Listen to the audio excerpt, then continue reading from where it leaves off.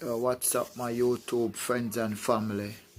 It's been a while I haven't uploaded no video, kind of busy taking care of other things, but still gonna do my thing. Well, the message I really want to put out there still for my fellow Jamaican them, cause them really I take this thing like lightly. As we Jamaican, we not really take them serious like that still, but this we have to really take serious. This corona thing is no play thing.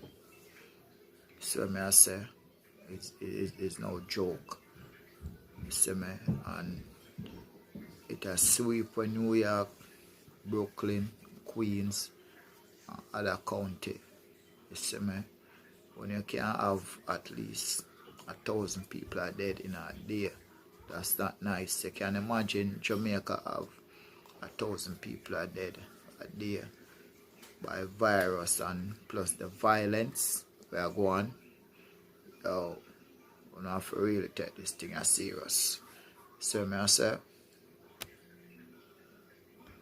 social distancing. It's good to be back in the studio. We've got primetime special tonight on NBC that you and I will host. So we've got a lot of new information and a lot to get to just this morning. Here's the very latest on where things stand. Roughly 3 out of 4 Americans now under orders to stay home. The latest states to join this growing list: Arizona, Maryland, and Virginia, whose stay-at-home order goes to June. It does. New help has arrived here in Manhattan. The comfort of floating naval hospitals sailed past the Statue of Liberty as it entered New York Harbor. It'll be used to lift some of the burden on local healthcare facilities. And check out this powerful sight in New York. Overnight, the Empire State Building, flashing siren like red to honor emergency responders. Kind of looks like a heartbeat, too. Meanwhile, Dr. Anthony Fauci, the nation's top infectious disease expert, cautions a second wave of the coronavirus outbreak is likely to come this fall, but he says by then the country should be better equipped to fight the illness. As we start this morning, there are nearly 164,000 coronavirus cases in the U.S., and more than 3,000 have now died, surpassing the number of people killed in the September 11th attacks. We have in-depth coverage, including a live interview with New York City Mayor Bill de Blasio. But we begin with NBC's Gabe Gutierrez. He's near the USNS Comfort. Gabe, good morning. Good morning. This is the USNS Comfort. It's set to start taking in non-coronavirus patients later today. And across town in Central Park, iconic Central Park, an emergency field hospital is also set to open later today. But the lack of hospital bed space is not the only battle that authorities are fighting right now. They're calling in for reinforcements. And we want to warn you, some of the video you're about to see in this story is disturbing. This morning, a war is raging inside the U.S. epicenter of COVID-19. New York, New Jersey, and Connecticut now topping 85,000 confirmed cases and more than 1,400 deaths. To me, we're beyond staggering already. New York Governor Andrew Cuomo is now pleading for healthcare workers around the country to come help. This is a war.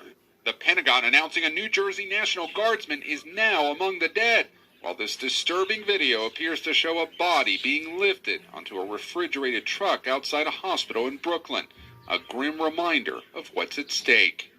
But help is arriving. The naval hospital ship, the USNS Comfort, a breathtaking sight next to the Statue of Liberty, even though some onlookers taking it in failed to properly social distance. The 1,000 overflow beds inside are meant to relieve pressure from the strained hospital system on land. And this is the most significant and most important mission I've ever been on in my entire life. This emergency field hospital in iconic Central Park is set to open today, and now the city plans to build a 350-bed facility at this tennis stadium in Queens, on the campus where the U.S. Open is played. At this point, we assume at least half of all New Yorkers will contract this disease. But despite assurances by the state and federal government that there's enough personal protective equipment, or PPE, at least for the short term, doctors and nurses on the front lines insist there are spot shortages. We try to make the best out of very little, and I worry that it's too late for some of us. Calvin's son is an ER doctor at several hospitals in New York. He says he's having to intubate his own nurses and knows fellow doctors who are on life support. Every day we wake up, even I do, feeling my head if I have a fever, as if like a soldier were waking up every day to see if they've been shot. Now, the last time this Navy hospital ship was here in the city was nearly 20 years ago in the aftermath of the 9/11 attacks. On a more hopeful note, Governor Cuomo says that while the number of hospitalizations here in New York continues to climb, the rate of hospitalizations, it's increasing at a slightly lower rate. So that's perhaps some good news, but right now authorities are analyzing that to see when we might reach that peak. Hold in Savannah. All right, Gabe Gutierrez, thank you so much. And as we mentioned, a growing number of states now issued stay-at-home orders in an attempt to control the spread of the virus. One of those states